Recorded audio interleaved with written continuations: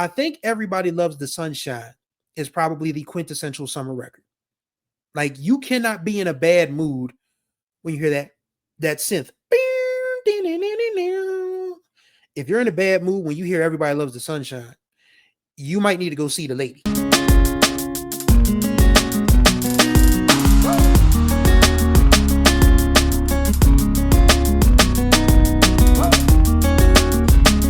Everybody, welcome to day 26 of the BMM 30 series here on the Groove Line with your host Chris Stevens. Hopefully you all are doing well out there.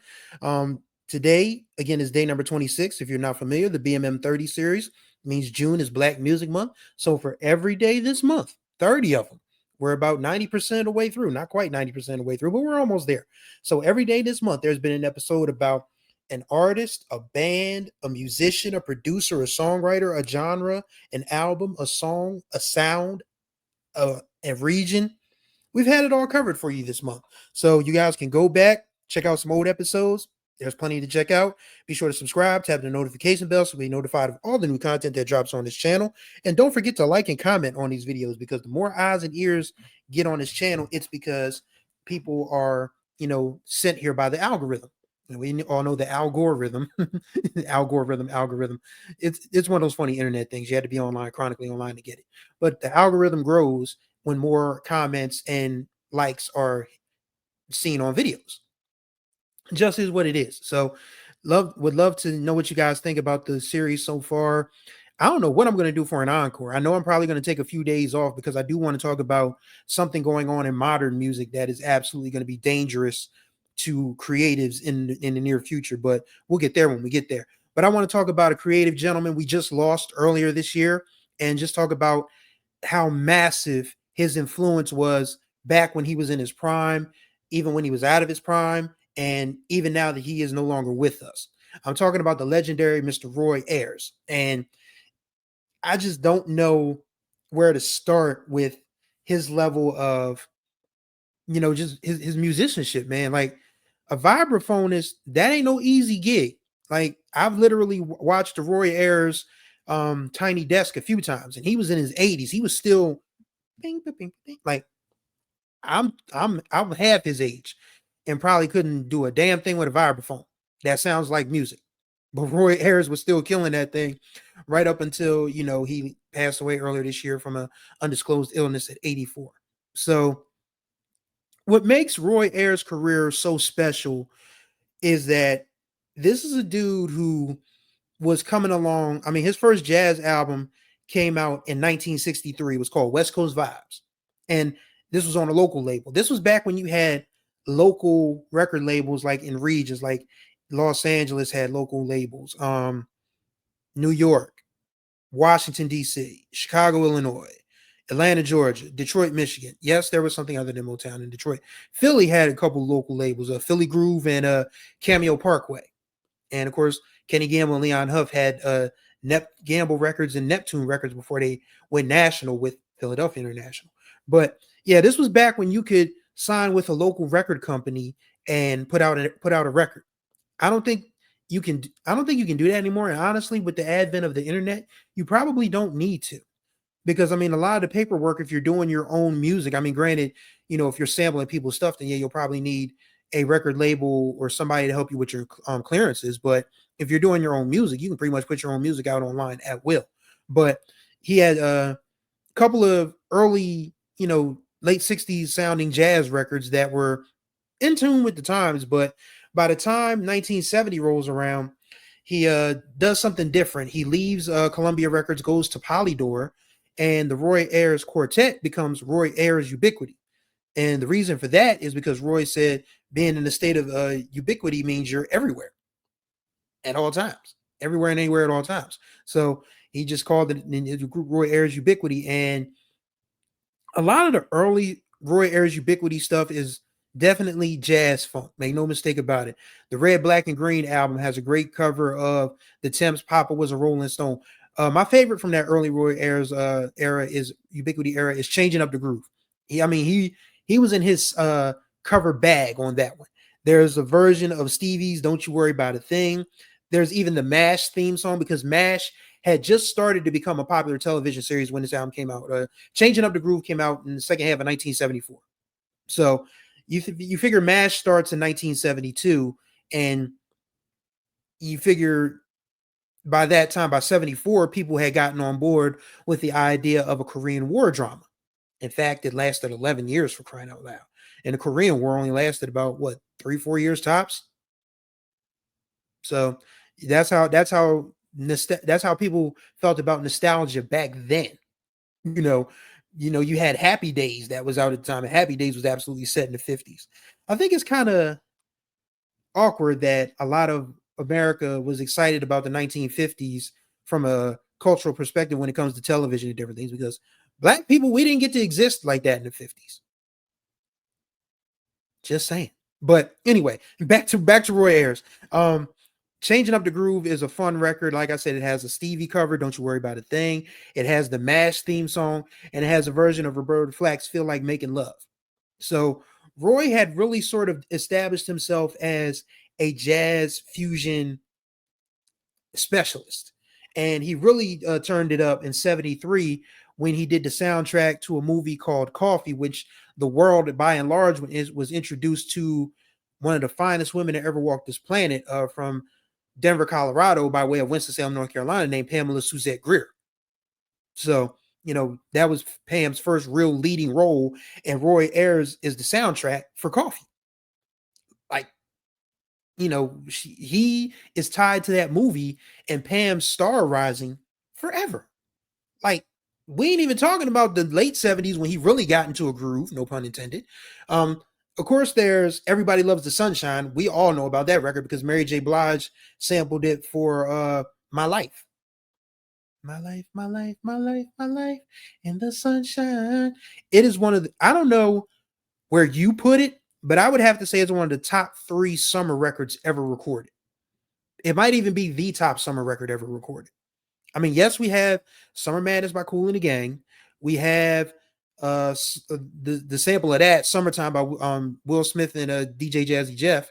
And you can also make the argument for A. Marie's Why Do We Fall in Love? Why Don't We Fall in Love? Because, well, people of my generation swear by that. We always say it's why don't we fall in love weather whenever the weather finally breaks. But I think Everybody Loves the Sunshine is probably the quintessential summer record. Like, you cannot be in a bad mood when you hear that synth. If you're in a bad mood when you hear Everybody Loves the Sunshine, you might need to go see the lady. Just go see the lady. Because Roy Ayers himself said, I like to make feel good music because I like to feel good and I'm always feeling good. I've never listened to a Roy Ayers record and not been in a good mood or had my mood improved after listening to a Roy Ayers record. It's just, his records are undefeated. Like, you talk about Everybody Loves the Sunshine, but my personal Roy Ayers favorite is Running Away, because I grew up listening to WDAS FM in Philadelphia, even though I'm from Wilmington, Delaware, but we didn't have a local contemporary R&B radio station at the time when I was coming along. But it was not The Weeknd in the Delaware Valley, which is Delaware, everywhere surrounding Philadelphia, South Jersey. It wasn't Friday or Saturday in the Delaware Valley until you heard Running Away from Roy Ayers, because Patty Jackson would play it. Mimi Brown would play it. All the other radio DJs would play that record, at some point during the day, either Friday or Saturday. It was not The Weeknd in Philadelphia, Delaware, and South Jersey growing up as a kid until you heard Running Away. Do, do, do, do, do, do, run, run, run. Like, that record today still gets me hyped, as you can tell by me singing it. But it's just Roy Ayers was just someone that I don't think he slept on in the proper context of jazz musicians, and especially not in jazz fusion. But when you think about how Herbie Hancock got a second wind with Headhunters, when you think about how Miles kind of introduced the genre on Bitches Brew, shout out to my guy Lou M. Cypher, man, on Blue Sky and Twitter. He had one of the funniest posts I've ever seen when people were talking about Love Jones and how everybody was in their spoken word era, and how people were like fake, being phony and citing Miles Davis' Bitches Brew is trying to, pass themselves off as real music fans, and I was like, come on, man. He's like, everybody was faking like that record was good. I mean, Bitches Brew is kind of, I'll say this, On the Corner is better. On the Corner is the better Miles fusion electric record, whatever you want to call it. I mean, Bitches Brew kind of gave folks the idea that, okay, we don't have to just be jazz musicians and not and be, we don't have to be afraid of synthesizers. We can start rocking with them a little bit. We can handle a little bit more, rock fusion, wavy, fuzzy guitar stuff, and a little bit you know, wobblier basses. We can do that. It doesn't something we need to run from. So, I just always found that comment funny. So shout out to Lou. That still cracks me up. But yeah, I think Roy Ayers, when you think of jazz fusion and jazz funk, he has to be at the top of your list. Like, he was just transcended in so many ways. Like the Ramp album. I don't know if that stands for Roy Ayers Music Productions, Roy Ayers Music Project. I don't know, but I do know that Daylight is one of the best samples ever. Because from that, Bonita Applebum, you gotta put me on. Bonita, Bonita, Bonita. Shouts out to Q-Tip's ear, man, for Q-Tip's ear. Q-Tip ear. Maybe that's why his nickname is Q-Tip. But yeah, shouts out to his ear for finding that little, sparkly part in Bonita Applebum in Daylight and flipping it for Bonita Applebum, because that was one of the earliest hip hop songs that I enjoyed as a youth, after having finally been able to turn the radio station from WDAS to Power 99 every once in a while. But yeah, he just had a way about him, Roy Ayers did, of making feel good music. There was even a sort of a follow up to Everybody Loves the Sunshine, This Side of Sunshine. And it's really a song that is about sunset, or summer nights, because Everybody Loves the Sunshine is clearly about the daytime. But This Side of Sunshine, yeah. I mean, it's like, all right, we've been in the sunshine, but now the sun is set. Singing music can get you there. Like, and he had, I mean, he was remarkably consistent. I mean, he I don't think he never saw that same success that he did with Everybody Loves the Sunshine, but he still had great records. I mean, he had, This Side of Sunshine. He had You Send Me. He had Freaky Diggy, a funky donkey. That song makes no sense with lyrically, but the rhythm of it is just absolutely a dance floor joint. Make no mistake about it. And another one of my favorite Roy Ayers records, this came along late in his career. I'm talking 1985. And it was produced by the late great James Mtume. See, there's another Philly connection.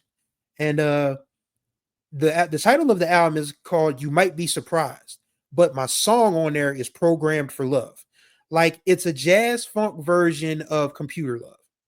I'm programmed for love. And there's this woman in a computer voice that says, I have no other function. Like, I don't know how a computer can be seductive and saying, I have no other function. But this was the mid 80s, man. That type of stuff, it flew. And people really started to dig into those Roy Ayers records later on down the line. So much so that in 2004, Roy put out a set of stuff that he had never released when he was on Polydor, called Virgin Ubiquity. And that's where I found Liquid Love with Sylvia Strickland. I love that record all to be damned. Like, I play Liquid Love once a week just to sort of, mellow out and sort of, Liquid Love. If you haven't heard any of the Virgin Ubiquity stuff, it's from 76 to 81. So it was like when he was really starting to get warmed up with Everybody Loves the Sunshine, This Side of Sunshine, Running Away, and all of that good stuff. So highly recommend you check out those records. And once again, seeing him do a Tiny Desk, like Roy Ayers, like, that's Tiny Desk personified. Because if you love live music and you love people doing their own thing, you got to love Roy Ayers. And he performed. Like, that version of Everybody Loves the Sunshine is still something that I enjoy listening to today. And that concert's been out, that Tiny Desk has been out a few years now. But just thinking about Roy Ayers' impact on music, I mean, we think of him as a jazz funk fusion legend, as we should. And a lot of his stuff found his way into samples, whether it be hip hop, R&B, neo soul. He just the energy in his music is just too good to pass up. That just made him, I think, one of the greatest artists of his generation, even though we may not consider, a few people may not consider him one of the greatest artists of his generation, but it doesn't get much better than Roy Ayers, in my opinion. Like, just go listen, man. I mean, listen, I mean, I would say start with Change Up the Groove, because that's when the ubiquity really started to, get into a rhythm. Because I mean, there were a few records out. I mean, there was Virgo Red. I mean, there was Daddy Bug Strikes and Daddy Bug and the Gang and all of that stuff. But I feel like Change Up the Groove is the record where you start to really get a sense of where Roy Ayers wanted to go and how his band eventually started to follow suit. So, just go. I mean, you can start with any Roy Ayers record. I mean, honestly, even the earliest two. I mean, West Coast Vibes ain't bad. I mean, if you like early 60s jazz, Virgo Vibes came out in 67. That feels a little bit more like, all right, we're starting to hear a shift.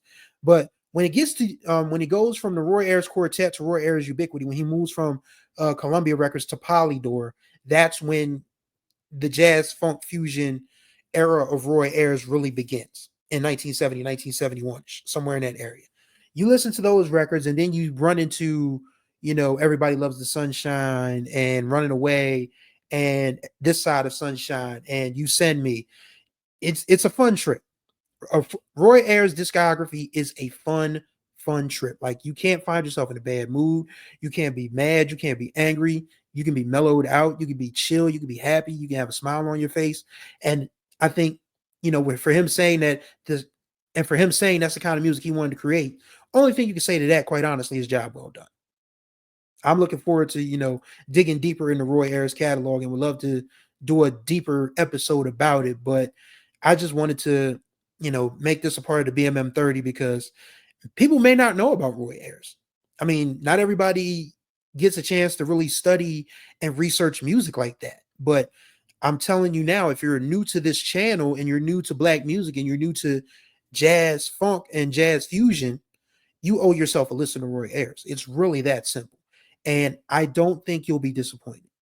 Goodness knows I haven't been. Like I said, I've listened to a ton of Roy Ayers and I've never been anything other than in the clouds every single time.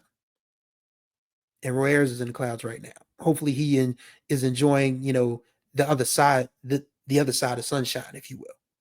And that's going to do it for day 26 of the BMM 30 series here on the Groove Line. Greatly appreciate y'all for watching.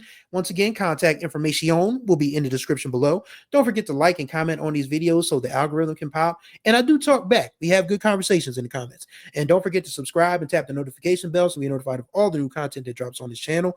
26 days down. Let's get my hand on the screen all the way. 4 to go. It's 4 left. So thank y'all for riding with me on the Groove Line. Till the next time we ride. Y'all be good or be good at it.